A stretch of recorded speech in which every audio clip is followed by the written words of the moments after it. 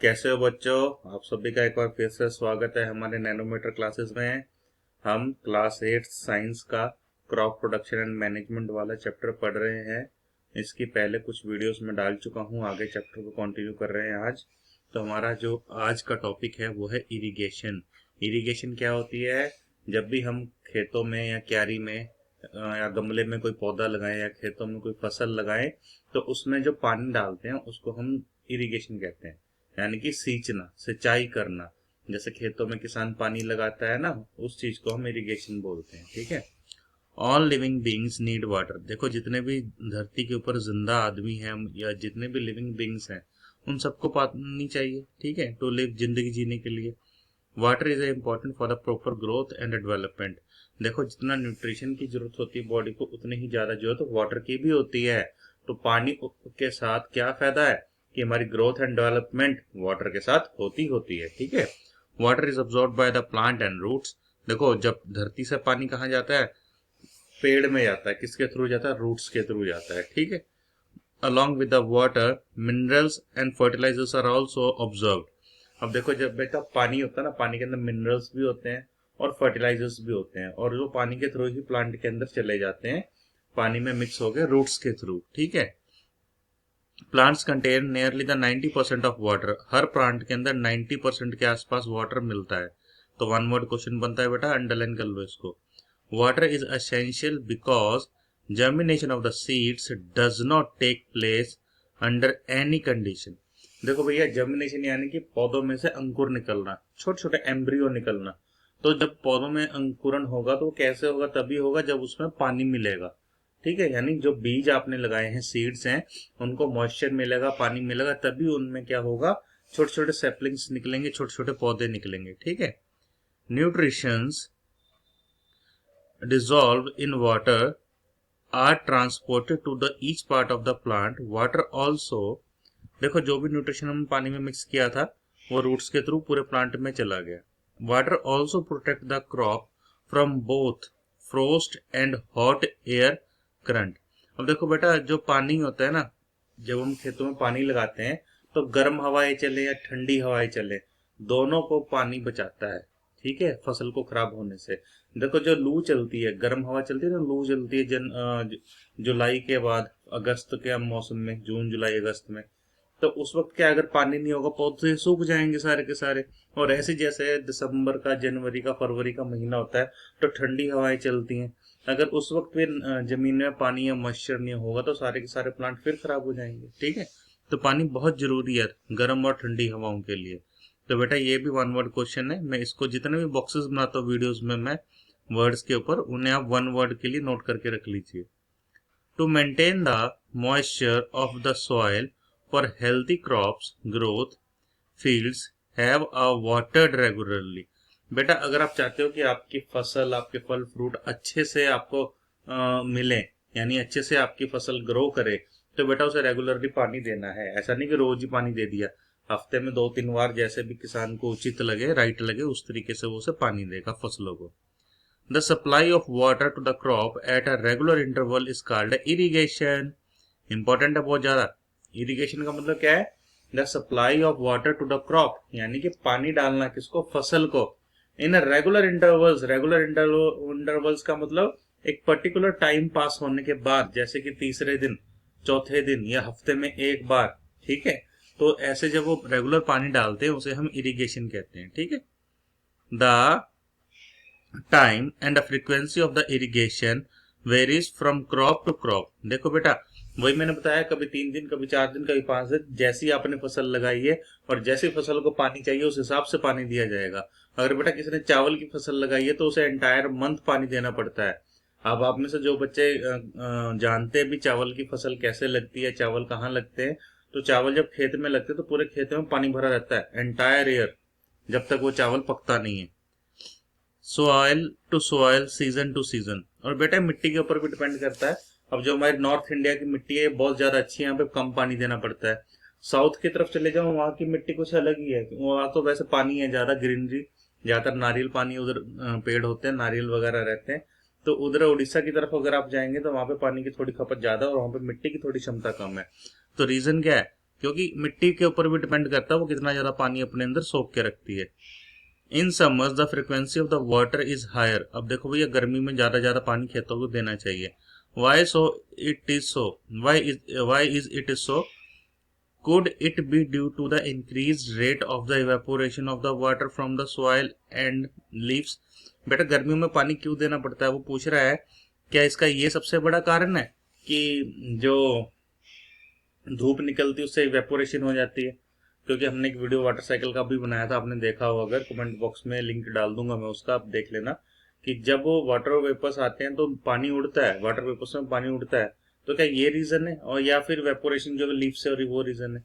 Basically यही सबसे बड़ा रीजन होता है। ठीक है, I am very careful this year about the watering the plants. Last summer my plants dried up and die. तो ये बच्चा कह रहा है, ये जो इधर बना हुआ ना देखो गंजा सा बच्चा, ये कह रहा है कि इस साल मैं बहुत ही ज्यादा केयरफुली बड़े ध्यान रखूंगा अपने पौधों का, टाइम टू टाइम उन्हें पानी दूंगा, क्योंकि पिछले साल की जो गर्मियां थी ना उसमें उसके पत्ते जो थे पेड़ के, वो पेड़ सूख गया और मर गया था। ठीक है, अब सोर्सेज ऑफ इरिगेशन देखते हैं बेटा, क्या सोर्सेज हैं। The sources of water of the irrigation are wells, tubewells, ponds, lakes, rivers, dams and canals. तो बेटा वेल्स आपको पता कुएं, जैसे आपने कुएं देखे होंगे गाँव में, आजकल देखने को बहुत कम मिलते हैं, कुएं होते हैं। ठीक है, इस तरीके से होता है कुआं, अगर कहीं आपको देखने को मिले तो आप देखिएगा। ठीक है, जो जो बच्चों ने कुआं देखा वो कमेंट बॉक्स में बता सकता है कि कुआं कैसा दिखता है। ठीक है, तो यहाँ पे साइड पे दो डंडे से लगे रहते हैं और इधर से रस्सी से अंदर से पानी निकालते हैं और बाहर से खींचते हैं। तो कुआं इस तरीके का दिखता है, अगर आपने नहीं देखा तो आप नेट पे सर्च करके देख सकते हैं।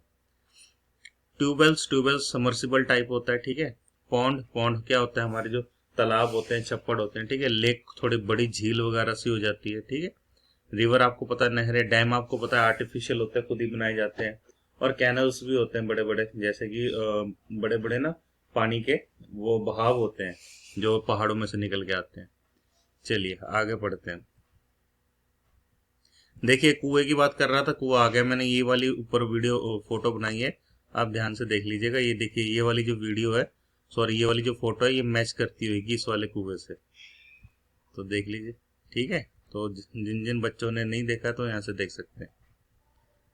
देखिए ये चेन पंप है। ठीक है बच्चों, चेन पंप बेसिकली है क्या, ये कुएं के ऊपर लगा दिया जाता है, ये गोल सी फिरकी सी, और ये घूम घूम के बाल्टी नीचे जाएगी, इधर से पानी इधर से भर के लाएगी, फिर यहाँ पे गिरा देगी। ठीक है, ये आपकी ढेकली है बेटा, ढेकली भी एक तरीके से होती है।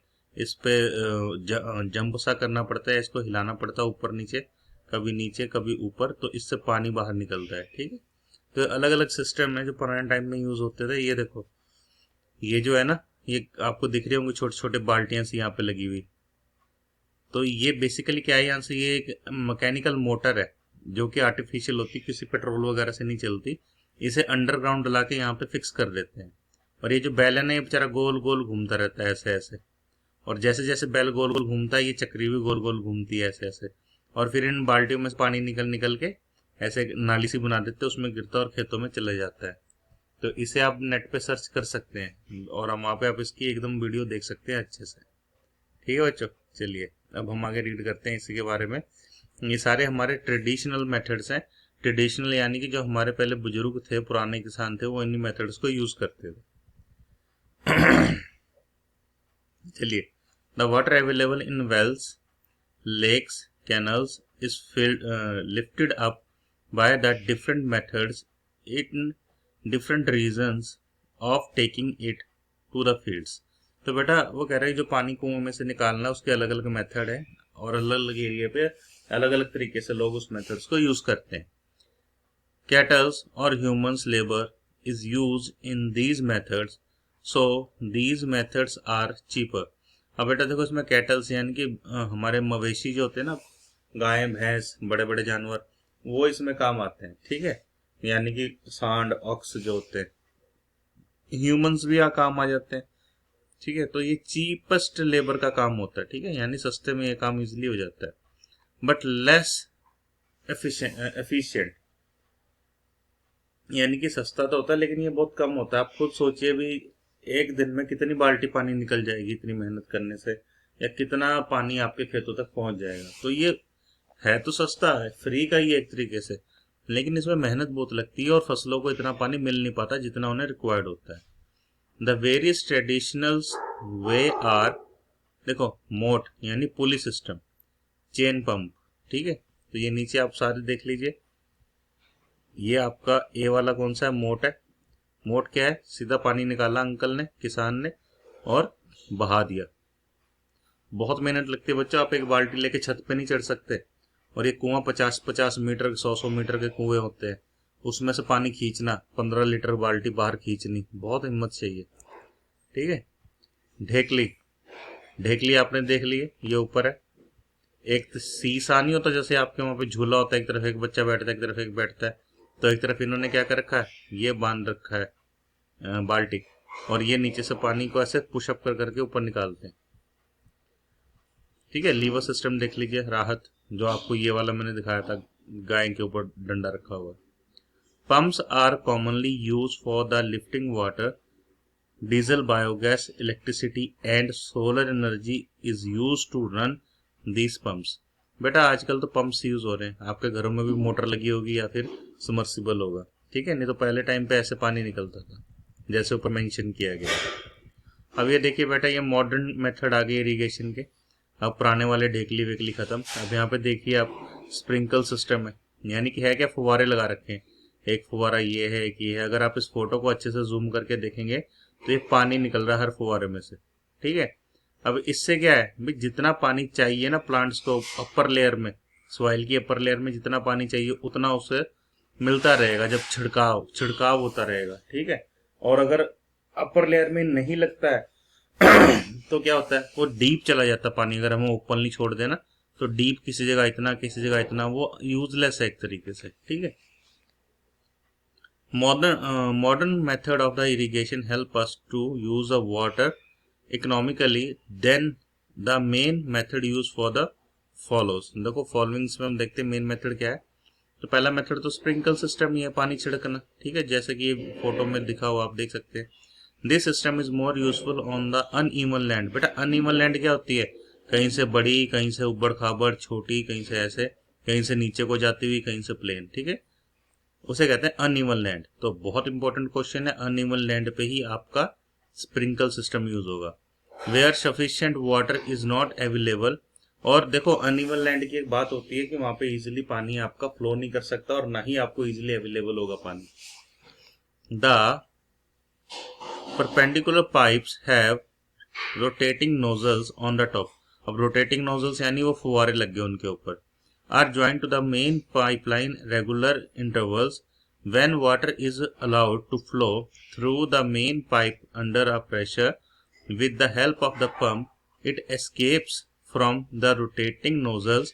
It gets sprinkled on the crops as it is. If it is retaining sprinklers is very useful for lawns, coffee plantation and several other crops. बेटा उसने बता दिया कि आपके लॉन्स में भी लग सकता है, ये जो आपके गार्डन्स होते हैं घरों में, कॉफी के जो बागान होते हैं ना उनमें भी लगता है ये इजीली, वहां पे भी अच्छा काम करता है। और सेवरल कुछ ऐसे क्रॉप्स हैं जहाँ पे ये अच्छे से काम करेगा। तो इरिगेशन सिस्टम में होता क्या है मोस्टली, अब आप ध्यान से देखिएगा कि ये एक मोटर लगाई हुई है वेल के ऊपर, ठीक है, और यहाँ से पानी निकला है, ये परपेंडिकुलर क्या होता है, ये जो पाइप खड़े हैं ना ये सीधे सीधे, इसे परपेंडिकुलर कहा जाएगा, एक दूसरे के सामने खड़े हैं, देखिए ये। और यहाँ से ये पानी निकलता है, ये पानी निकल के सीधा कहाँ जा रहा है, इन पाइप्स में तो जा रहा है, ये पाइप्स में तो जा रहा है, और यहाँ से ये छींटे बाहर निकल निकल के गिर रही हैं, ठीक है। तो इसकी वर्किंग कुछ इस तरीके से है, आप अच्छे से देख लीजिएगा। अगर नहीं समझ आई है तो मैं आपको दोबारा फिर से समझा दूंगा, वीडियो को 1-2 बार देखिए, आपको सारी बात समझ आ जाएगी। अब बेटा वीडियो को ज़्यादा बड़ा नहीं करेंगे और ड्रिप इरिगेशन हम नेक्स्ट वीडियो में पढ़ेंगे, ठीक है।